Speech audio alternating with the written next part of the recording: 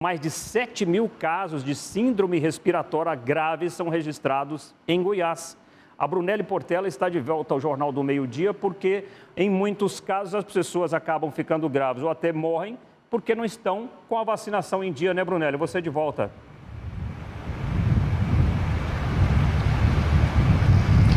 É exatamente isso, viu, Almir? Estamos de volta, então, para falar sobre essa síndrome. E eu tenho aqui alguns dados que assustam, viu? Por quê?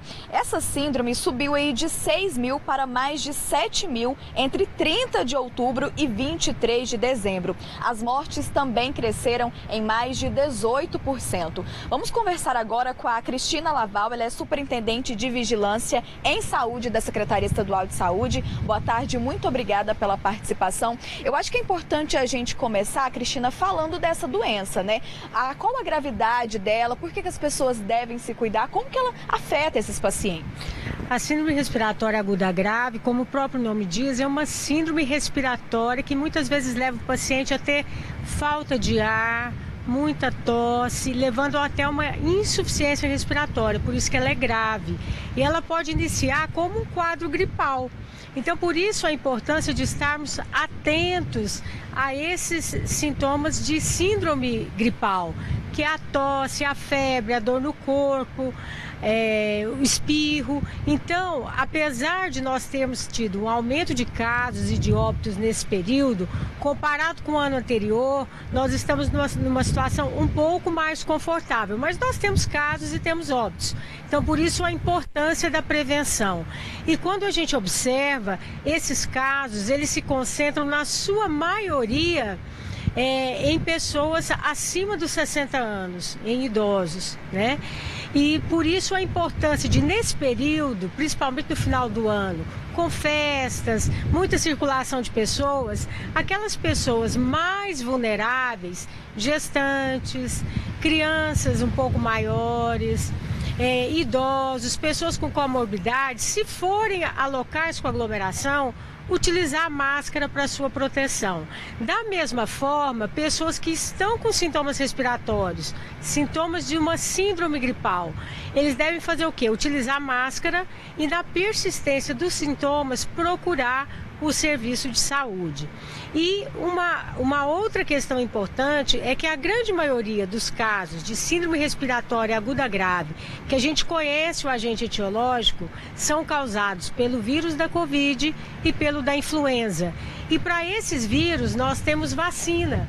Então é muito importante que aquelas pessoas que são elegíveis para receber essa vacina, no caso da influenza, pessoas de 6 meses de idade acima e que ainda não se vacinaram nesse ano de 2024, que procurem as unidades de saúde do seu município para receber a vacina. E com relação à Covid, aqueles grupos que a vacina já está incluída no Programa Nacional de Imunização, que são crianças de 6 meses a menores de 5 anos, gestantes em toda a sua gestação e idosos devem receber a vacina e, portanto, procurar as unidades de saúde para, se estiverem na época de fazer, receber essa vacina. E, claro, também os grupos prioritários para a Covid também procurar as unidades de saúde se ainda não receberam a vacina durante esse ano de 2024. Cristina, e por que teve então esse aumento? É devido também ao maior contato entre as pessoas? Nós temos normalmente uma sazonalidade no início do ano, né?